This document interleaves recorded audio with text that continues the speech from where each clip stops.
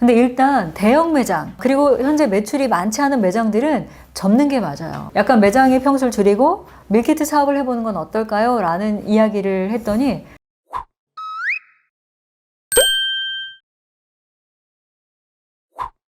반갑습니다. MN컨설팅 연구소 김상미 대표입니다. 요즘 저희 회사에 가장 많이 오는 전화 중에 하나가 대표님 저 이제 폐업할까요? 라는 이야기들을 많이 하세요. 이유 중에 하나는 여러분 모두가 다 알고 계시죠. 경기 침체뿐만이 아니라 매출을 좀 더 활성화시킬 수 있는 방안들에 대해서 많은 고민이 필요한 시점이기도 해요. 근데 최근에 이런 분들 중에 이태원에서 장사를 한 10년 정도 하신 대표님이 전화를 합니다. 그리고 저한테 저는 이태원에서 타이어리를 전문으로 하고 있는 업체를 10년간 운영했습니다. 근데 운영하다가 이태원발 코로나가 터지고 나서 실제 문을 닫아야 될까라는 고민을 하고 있고요. 그리고 또 하나 고민은 대표님 유튜브 보다가 차라리 배달의 민족을 통해서 이런 그 배달업을 할까요? 라는 얘기를 하세요. 그래서 제가 뭐라 그랬을까요? 폐업하시라고 얘기했어요. 이유 중에 하나는 여러분 상권이 어디예요? 이태원입니다. 이태원은 인구 밀도가 어떨까요? 높지가 않아요. 왜냐하면 이태원은 그 지역에 사는 사람이 많은 게 아니라 관광지이거나 아니면 사람들이 놀러 오는 곳이에요. 용산에 미군 부대가 있을 때는 굉장히 화랑을 좀 누렸던 지역이기도 합니다. 그리고 여러분이 잘 알고 계시는 경리단이라든가 아주 핫한 그런 핫플레이스들이 굉장히 많았죠. 근데 이 코로나 이후에 이태원은 사람들이 가장 안 가는 지역 중에 하나입니다. 그러다 보니까 착한 임대료로 인해서 임대료 부담은 조금 줄어들 수 있지만 영업을 할 수 없어요. 영업을 할 수 없는 이유는 고객이 안 오기 때문이죠.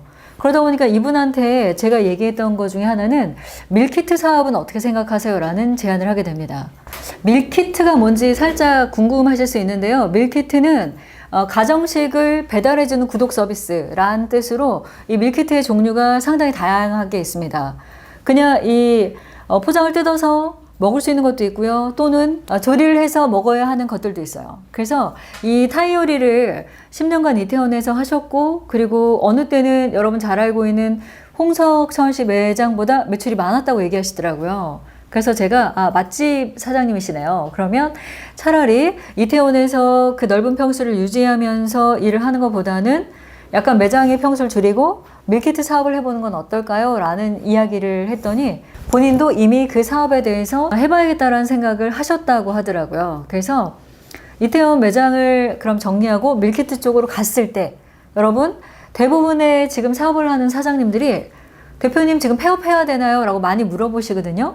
근데 일단 대형 매장 그리고 현재 매출이 많지 않은 매장들은 접는 게 맞아요. 왜냐하면 코로나19가 내년까지는 갈 것 같아요. 백신도 명확하게 현재 나와 있지 않고요.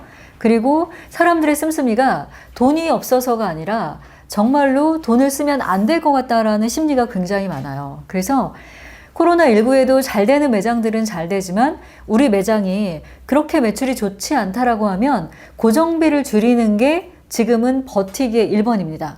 그래서 오늘은 제가 여러분이 그 운영하고 있는 요식업이든 아니면 내가 즉석식품 가공업이라든가 이런 밀키트업을 좀 하고 싶다 하시는 분들에게 도움이 될 수 있는 것을 알아보도록 하겠습니다. 밀키트는 두 가지 사업으로 나눠질 수 있습니다. 첫 번째가 식품 제조 가공업이 있고 두 번째는 즉석 판매 제조 가공업이 있어요. 근데 여기서 여러분 CU나 아니면은 그 세븐일레븐 같은 데 도시락은 어디에 해당할까요? 이 도시락은 식품 제조 가공업에 해당합니다. 왜냐하면 마트에 납품 판매하거나 도소매 판매를 할 수 있는 업종으로 시설에 관한 기준이 굉장히 엄격해요.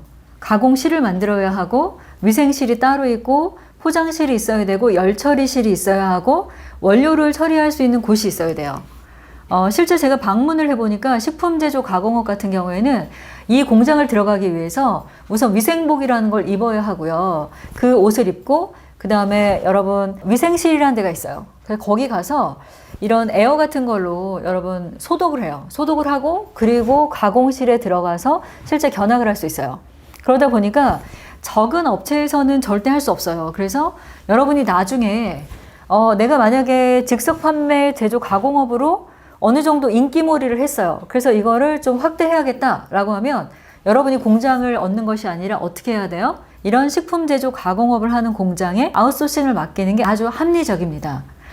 그렇다면 식품 제조 가공업은 알아봤고요. 즉석 판매 제조 가공업은 어떤 걸까요? 이거는 굉장히 간단한데 영업장을, 다시 말해 우리 매장을 찾는 손님에게 직접 판매할 수 있어요. 그리고 또는 인터넷으로 실수요자에게 판매할 수 있어서 통신 판매가 가능해요. 근데 문제는 즉석 판매 제조 가공업 같은 경우는요, 마트나 도소매 업으로는 판매할 수 없어요. 다시 말해서 내가 우리 매장이 예를 들어서 뭐 율리아 청이다 라고 해서 각종 청을 만들어서 팔아요. 근데 이 청을 포장해서 고객이 그걸 사가지고 나가는 거는 어디에 해당돼요? 즉석 판매 제조 가공업에 포함돼요. 근데 율리아 청을 예를 들어서 여기서 하는 이런 음료나 이런 것들을 대량 생산해야 돼요. 그럼 어떻게 해야 하죠? 식품 제조 가공업 시설이 있는 곳에 아웃소싱 하는 게 맞습니다. 근데 우리는 현재 하고 있는 부대찌개 식당이 있어요. 이 식당을 닫을 수 없어. 그러면 이 식당이 평수가 넓지 않다라고 하면 유지하는 게 좋죠. 근데 유지를 어떻게 해야 하죠? 시설 기준이 또 따로 있어요. 어떤 게 있냐면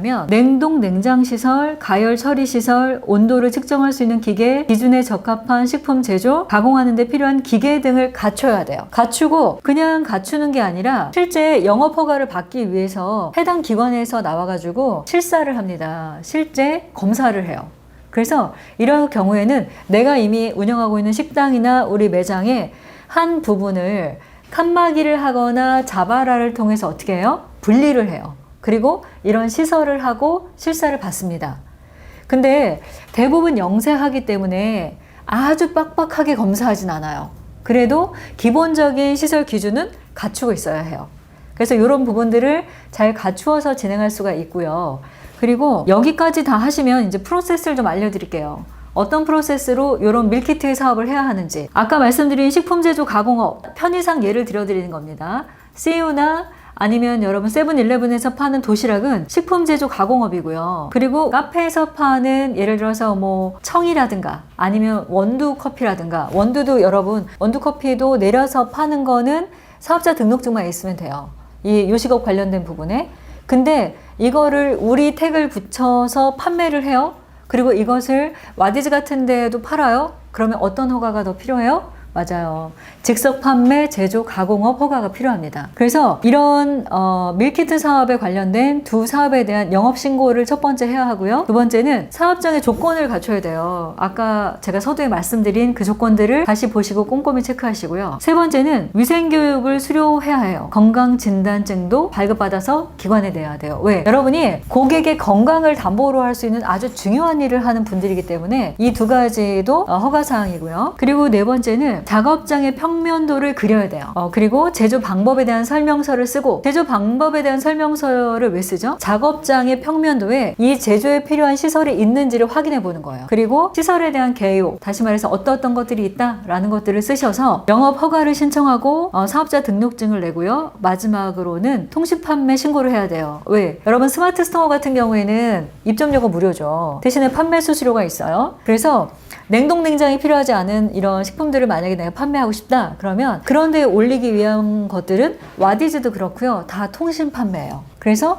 통신 판매 신고증까지 완료하시면 밀키트 사업을 하실 수 있는 요건을 갖추신 거예요. 그래서 이렇게 해서 여러분이 판매하시는데, 최근에 저랑 굉장히 친한 이태리 레스토랑이 있어요. 근데 여기서 식사를 하고 나오는데 대표님이 그 얘기 하시더라고요. 저한테 노견을 대상으로 한 그런 푸드를 만들고 싶다. 왜냐하면 이 셰프님은요, 이름만 대면 다 알아요. 상당히 유명한 분인데, 이분이 이제 매장 매출도 매출이지만 본인이 앞으로의 그 유력한 사업 중에 하나를 애견 쪽을 보신 거예요. 제가 아주 잘하셨다 그랬죠. 왜? 애견 인구가 800만에서 1000만 정도로 왔다 갔다 하고 있어요. 수치를 발표하는 기관에 따라 약간 다르지만 800만 정도의 애견 인구가 있다라는 건 엄청난 시장이 있는 거죠. 근데 여기에서 실제 내가 즉석식품을 만들어서 이 시장을 대상으로 유명한 셰프가 팔고 싶다. 당연히 되겠죠. 그래서 제가 몇 가지 팁을 알려드렸어요. 마케팅을 어떻게 해야 하고, 그리고 이런 프로세스, 영업신고를 어떻게 해야 하는지 알려드리고, 그리고 첫 번째 런칭은 와디즈에서 하세요라고 이야기를 해줬죠. 왜? 스토리텔링이 너무 좋은 분이기 때문에 충분히 자기 매장의 일부 그 공간을 잘라서 어떻게 해요? 아까 말씀드렸죠. 즉석 판매 제조 가공업을 할 때는 우리 매장의 한 켠을 분리를 하는 거죠. 분리해서 시설을 만들고 그거에 대한 허가를 득한 뒤에 그리고 제품을 만들어서 YDG에 런칭했어요. 근데 이게 갑자기 내가 50만 원 목표로 해서 100%가 50만 원이다 했는데 5천만 원 팔렸어요. 어떻게 해야 되죠? 네, 정답은 아까 여기 얘기했어요. 식품 제조 가공업에 아웃소싱 해야 된다. 왜? 우리로는 물량을 해낼 수가 없으니까. 그래서 적은 규모의 예를 들어서 뭐 100명, 50명 대상으로 하는 이런 거, 아니 동네에서 내가 부대찌개 하고 싶다라고 하면 뭐 모박사 뭐 또는 의정부 부대찌개 되게 많아요. 근데 이런 분들처럼 부대찌개 밀키트를 만드는데요. 우리 동네가 타겟이야. 이건 통신 판매도 안 할 거야. 대신 블로그나 SNS로 홍보할 거예요. 그러면 우리 매장 안에서 하면 돼요. 근데 이거를 브랜드로 내가 만들어서 판매하겠다라고 하면 아까 말씀드린 이 식품 제조 가공업을 선택하시는 게 맞습니다. 오늘 여러분에게 제가 밀키트 관련된 이야기를 했습니다. 요즘 사람들이 입만 벌리면 뭐라 그래요? 힘들다 그래요. 그리고 다 안 된다 그래요. 근데 우리조차도 그러면 너무 어렵잖아요. 왜냐하면 대부분의 자영업을 하시는 분들은 부모님이세요. 한 집안의 가장이다 보니까 모든 분들이 힘내셨으면 좋겠고요. 안 된다 말고요. 오늘부터 컨설팅 연구소와 함께 내가 하고 있는 일을 가지고 실제 더 잘 될 수 있는 다양한 시선들을 한번 찾아보시기 바랍니다. 그래서 오늘은 요식업을 하는 분들, 카페를 하시고 계신 분들, 즉석 식품으로 만들어 팔 수 있는 거에 대한 솔루션을 이야기 드렸고요. 여러분 혹시 사업하시면서 답답하시거나 네이버를 찾으면 대부분 정보는 나오는데요. 이것보다는 조금 더 전략이 필요하다라고 하면 02-379-0300번으로 전화를 주시면요. 저희 전문 컨설턴트들이 무료로 재능 기부할 수 있는 부분까지는 다 안내를 해드리겠습니다. 여러분 힘내서 사업하시길 바라고요. 다음 시간에는 제가 요즘에 책을 좀 준비하고 있습니다. 자영업자, 온라인 마케팅 이것만 알면 다 성공할 수 있다.